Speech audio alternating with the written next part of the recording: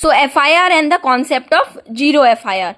So the term first information report, underline, that stands for FIR, holds the significant importance in the context of criminal justice system. So FIR is the very starting of any criminal proceeding. It surprisingly lacks a formal definition within Bharatiya Nagrik Suraksha Sanhita.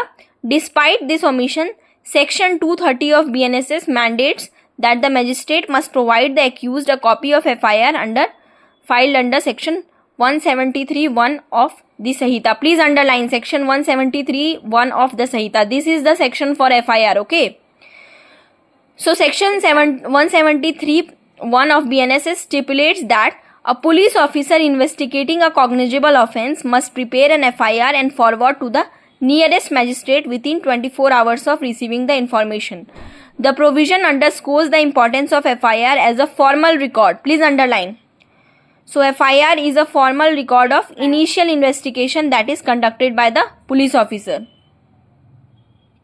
Now what will be the contents of the FIR? Yeah, I will tell you. See, what is the meaning of cognizable? Yeah, there are two terms: cognizable offence, non-cognizable offence. Please make a note somewhere. So cognizable offence means serious offences. Non-cognizable offence means less serious offences. Okay. So when we talk about cognizable offence means rape, murder, dacoity, all these are cognizable offence. Non-cognizable offence means light offence like theft of rupees 10, theft of 100 rupees. All these are less serious offences. So cognizable offence, when happens, the police can arrest you without warrant. Okay. So if any rape or murder happens, the police officer, without showing warrant, they can arrest the person. But for non-cognizable offence, very slight offence, theft of rupees 100, in all those cases, the police cannot arrest a person without warrant, without issuing warrant by the magistrate. Okay. Now it can also be described as information given to the police officer. Information about cognizable offence. Please underline. The first report that was made about the incident provided by the victim of the crime or by someone acting on their behalf to the police officer. So this is the information that starts the investigation. Please make a note somewhere. Yes, ma'am. FIR is I am making note, ma'am. Yeah, right. I'm asking you to write. Yes, ma'am.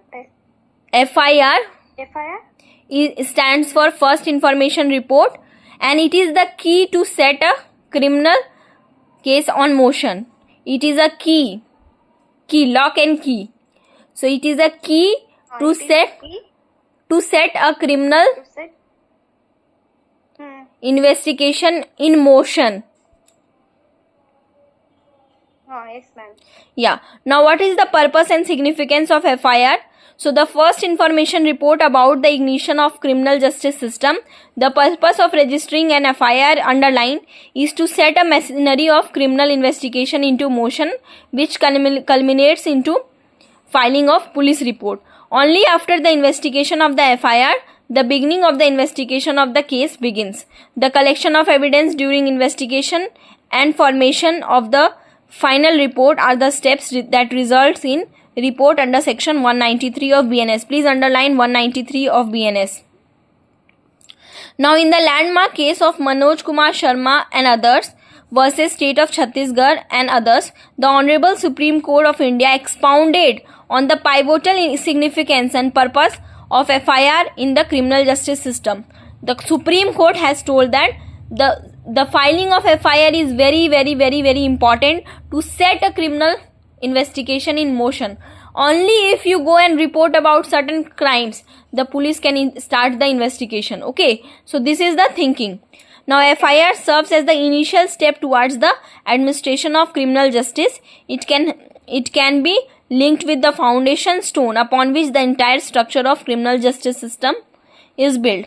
In essence, an FIR sets the stage of investigation and prosecution of a criminal offence. The primary purpose of FIR is to provide the police with necessary information to initiate an investigation into cognizable offence. It serves as a crucial tool for law enforcement agencies, underline, to gather essential details such as nature of crime, the time and place of its occurrence, the identity of the victims and the suspects and any other relevant information. Now the provisions of FIR registration under Bharatiya Nagrik Surakshta Sanhita. So the court interpretation of section 154 CRPC, now it is 173 BNS, have been followed by the courts in subsequent cases.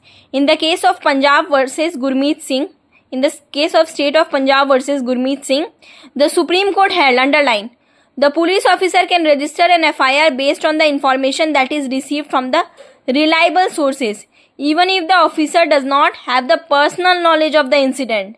The court noted that the purpose of FIR is to set the criminal justice system in motion, and this purpose would be defeated if the police officer were required to conduct preliminary investigation before registering an FIR.